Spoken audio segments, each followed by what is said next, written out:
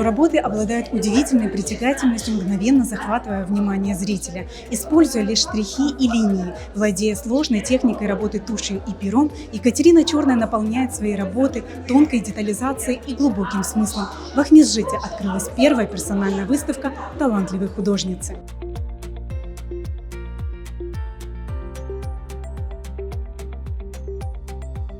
Выставка называется «Метаморфозы». Я назвала эти работы, серию работ так, потому что я не исхожу из готового образа, из готовой идеи. Я стремлюсь к тому, чтобы форма жила, росла, развивалась в процессе работы. Вот это направление я бы могла назвать абстрактный биоморфизм. Здесь представлено больше 40 моих работ разных лет. Это любование листом бумаги, мне кажется. Потому что, когда касаешься пером бумаги, глазами начинаешь потихоньку вступать в связь это с бумагой, происходят метаморфозы какие-то, внутренние метаморфозы. Это столько возможностей для души. Поэтому здесь только начало, наверное, я думаю. Сначала узнала я Катю как графика, который работает в черно-белом материале. Позже для меня стало откровением, что она стала работать в цвете.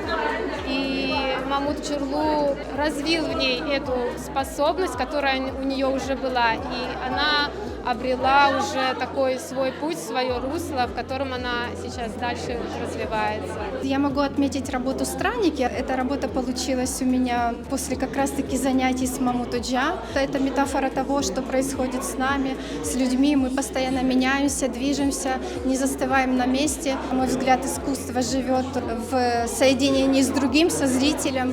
Когда человек начинает думать о работе, значит, она удалась, значит, это искусство. Катя долго вынашивала эту идею, и вот осмелилась и показала нам свои работы. В них, я считаю, она раскрывает свою душу, причем в таких аж мельчайших деталях, что притягивает меня как зрителя, как художника. Настолько эмоциональные, настолько жизненно важные, можно даже сказать, для многих, если стоишь рядом, смотришь на эти картины, и что-то все время приходит в голову. Мне очень нравится. И эти картины не просто видеть, их надо слышать, с ними надо разговаривать, их надо продумывать. Скорее, это такая интуитивная работа. Она даже не увидела, что это ласточки сначала. Она просто пошла в душ и наклеила на стенку влажную бумагу, которая была слегка затронута вот такой водичкой из-под акварели цветной. И она просто макнула туда руки и приложилась к этому холсту. Она прозрачная такая, легкая.